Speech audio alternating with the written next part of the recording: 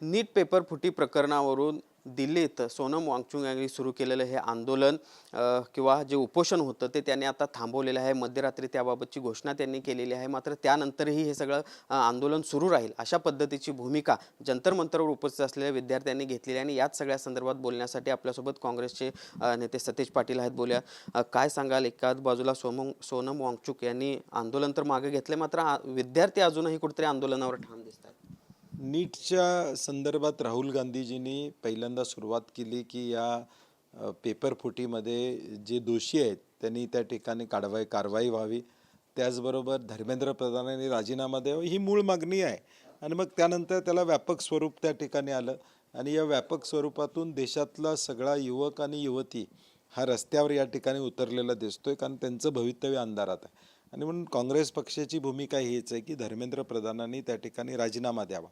आज मोदी साहेबांनी सांगितलं की कडक कारवाई करू, परंतु 2024च्या घोटाळ्यातल्या लोकांना जामीन देखील काल मिळाला, कारण की FIR चार्जशीट फाईल झाली नाही म्हणून त्यांना एका बाजूला जामीन मिळतोय आणि दुसऱ्या बाजूला तुम्ही सांगताय कारवाई करू. त्यामुळे या कारवाईवर लोकांचा विश्वास नाही. ज्या मंत्रिमंडळात किंवा मंत्र्यांच्या आधिपत्याखाली हा झालेला आहे त्यांनी राजीनामा द्यावा. एका बाजूला या देशातली कोट्यावधी मुलं आंदोलन करतायत आणि तुम्ही एका माणसाला वाचवायसाठी त्यांच्यावर लाठीमार करताय.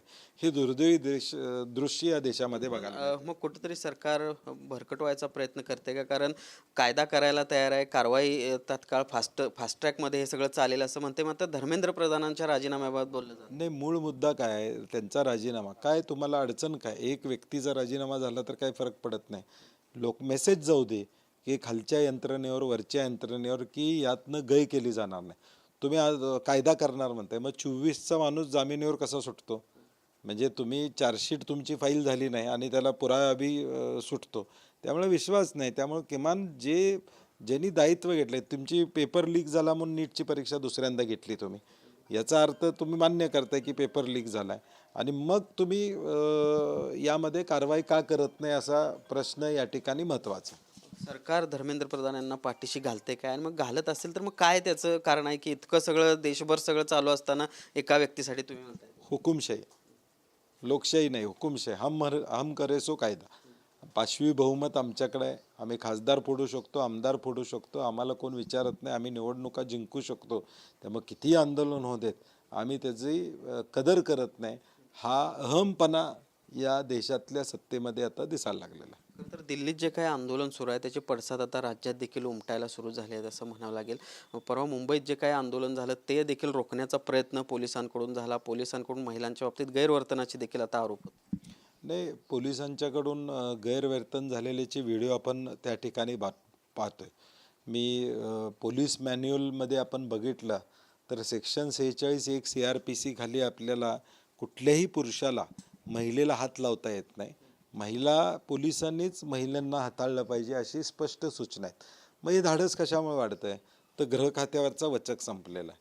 मी सातत्यानं म्हणतोय की गृह खात्याला स्वतंत्र मंत्री असला पाहिजे, ही माझी सातत्यानं मागणी आहे. कारण की स्वतंत्र गृह खातं चालवणारं पाहिजे. मुख्यमंत्र्यांच्याकडं गृह खातं, त्यांचा वेळ, त्यांचा व्याप बघता त्यांना ते गृह खात्यावर वेळ देणं हे शक्य नाही आणि म्हणून हा धाडस वाढतं आहे.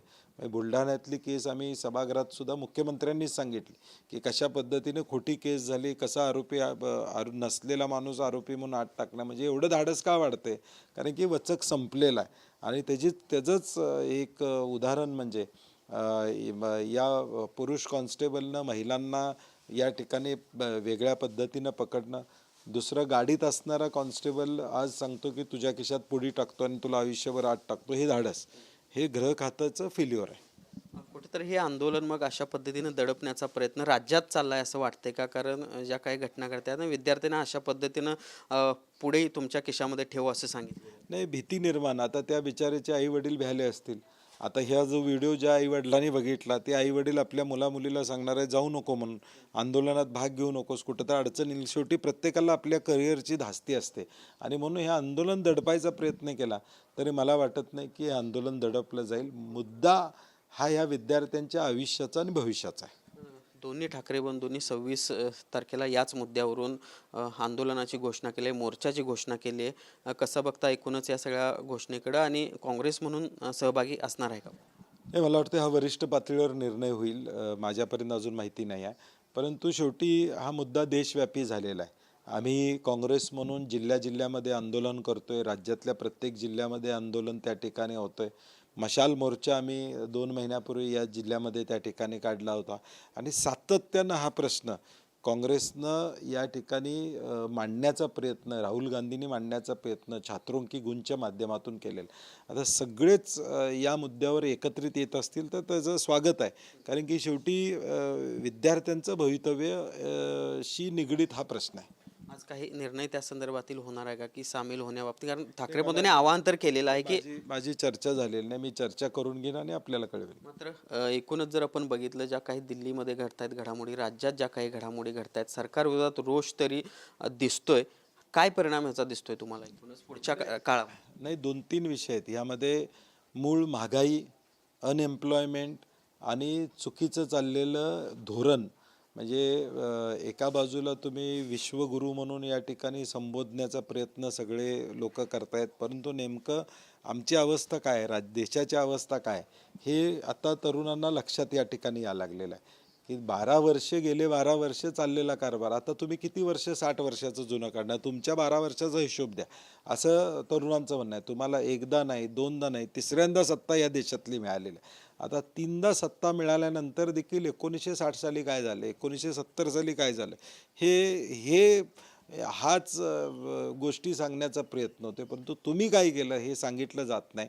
आणि मला वाटते रिझेंटमेंट प्रचंड प्रमाणात मुलामुलींच्या मध्ये, आणि तो उद्रेक आता या नीटच्या माध्यमातून रस्त्यावर आलेला आहे. पहिला पण हे होते काँग्रेसचे नेते सतेज पाटील. खरं तर गेल्या 10 ते 12 वर्षामध्ये केंद्र आणि राज्य सरकारमध्ये काय चाललंय हे तरुणाई पाहते, आणि त्यामुळंच या सगळ्या तरुणांचा उद्रेक आता होतोय आणि त्याचे परिणाम पुढच्या काळात दिसतील, असं देखील सतेज पाटील यांनी म्हटलेलं आहे. भूषण पाटील, TV9 मराठी, कोल्हापूर.